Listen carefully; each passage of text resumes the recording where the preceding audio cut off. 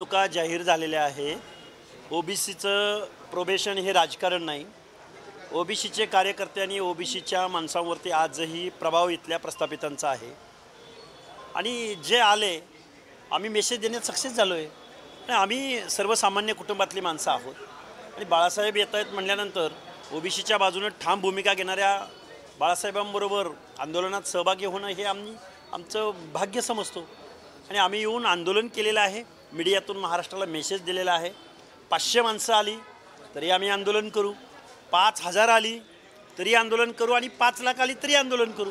त्यामुळे आम्हाला गमवायचं काहीच नाही. आम्हाला ओबीसी बांधवांना एक मेसेज द्यायचा होता, तो दिला आहे आम्ही. सर, तुम्हाला असं वाटत नाही की ओबीसी समाजामध्ये फूट पाडण्याचं काम कोण करत आहे? हे बघा, फूट पाडायचा प्रयत्न होईल, बदनाम करण्याचा प्रयत्न होईल. ह्यांना काय कळतंय म्हणतील, ह्यांना मत द्यायचं असतं का असं प्रश्न विचारला जाईल. हे चालत राहणार आहे. प्रस्थापितांनी आजपर्यंत हेच उद्योग केलेत ना. त्यामुळे ओबीसी बांधवांना जागं करणं हे खूप मोठं आव्हान आमच्या समोरचं आहे आणि ते आव्हान आम्ही पुढच्या कालावधीमध्ये निश्चित पेलू.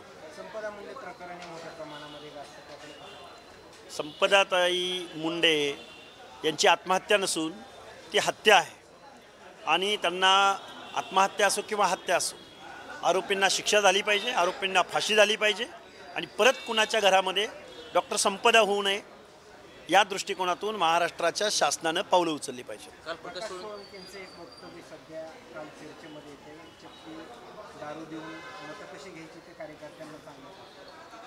प्रकाश सोळंकी आणि यांच्या बापजाद्यांची असं काय मेरिट होतं की ज्यांनी आपल्या मतदारसंघाचे प्रश्न उचलले, ज्यांनी आपल्या मतदारसंघाचा विकास केला, त्यांनी आजपर्यंत पैशातून सत्ता आणि सत्तेतून पैसा याच जीवावर राजकारण केलं आहे ना. आमच्या 4 पिढ्या बर्बाद करण्याचं काम म्हणजे दर पंचवार्षिक निवडणुकीमध्ये नवीन तरुणांना, तरुण व्यसनाधीन कधी बनतो, व्यसनेच्या आहारी कधी जातो, निवडणुकीच्या कालावधीमध्येच फुकट दारू प्यायला मिळते, फुकट दारू पाजली जाते, फुकटचा मान सन्मान फुकटचा दिला जातो, हक्क अधिकार नाही. आणि या कालावधीमध्ये या प्रकाश सोळंकीनी बेजबाबदार वक्तव्य केलेलं आहे, संविधानाचा अपमान केलेला आहे, मतदारांचा अपमान केलेला आहे.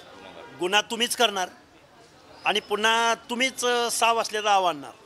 मला वाटतं या सोळंकी पाटलांच्या डोक्यावर खरंच परिणाम झाला आहे. वय झाल्याची लक्षणं प्रत्येक वक्तव्यामधून दिसत आहेत आणि ते आता इथून पुढं सोळंकी नावाचा माणूस त्या केजमध्ये आमदार होणार नाही यासाठी ते गाशा गुंडाळायच्या तयारीत आहेत.